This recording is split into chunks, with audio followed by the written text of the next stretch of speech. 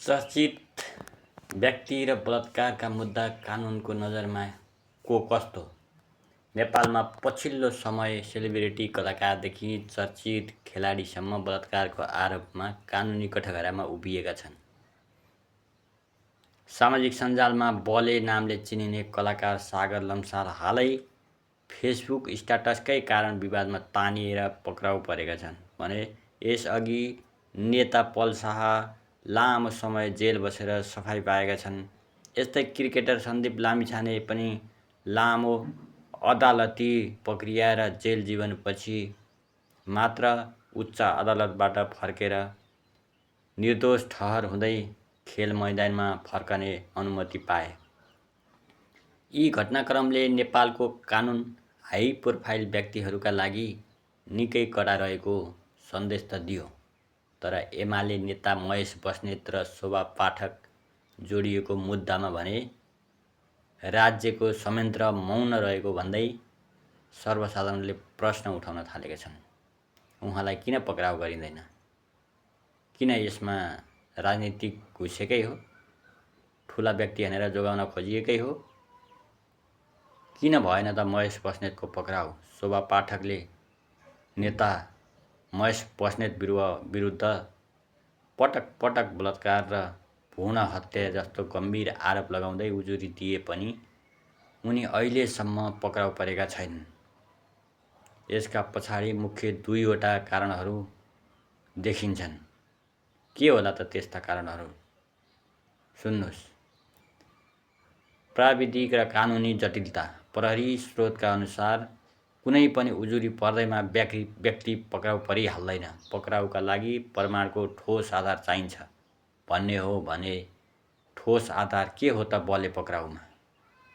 स्ट्याटसकै भरमा होइन?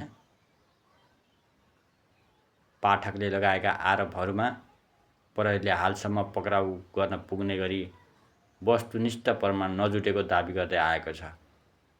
बले पक्राउमा र सन्दीप लामिछाने पक्राउमा के ठोस प्रमाण जुटेको थियो त?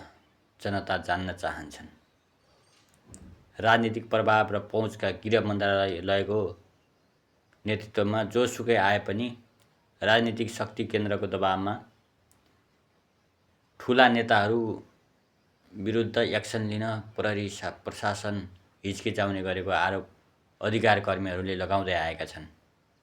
राष्ट्रिय स्वतन्त्र पार्टी सरकारमा हुँदा पनि बस्नेत पक्राउ नपर्नुलाई धेरैले राजनीतिक सन्तुलन वा सत्ताको समीकरणसँग जोडेर हेर्ने गरेका छन्।